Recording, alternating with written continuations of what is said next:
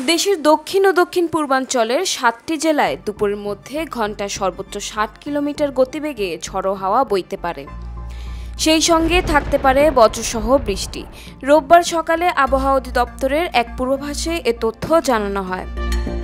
ওয়ালটন এখন দেশের সীমানা পেরিয়ে পৌঁছে গিয়েছে ৫০টিরও বেশি দেশে।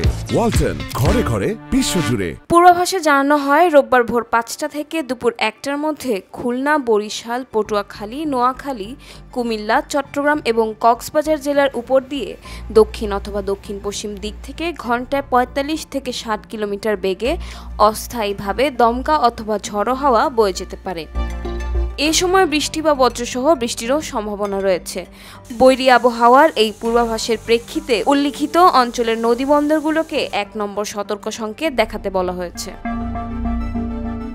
রাজধানী ঢাকা ও আশেপাশের এলাকায় সকাল ৬টা পর্যন্ত মোট ২৩ মিলিমিটার বৃষ্টিপাত রেকর্ড করা হয়েছে। সেই ধারাবাহিকতায় পরবর্তী ৬ ঘন্টা আকাশ আংশিক মেঘলা থেকে অস্থায়ীভাবে মেঘলা থাকতে পারে বলে জানিয়েছে আবহাওয়া অধিদপ্তর।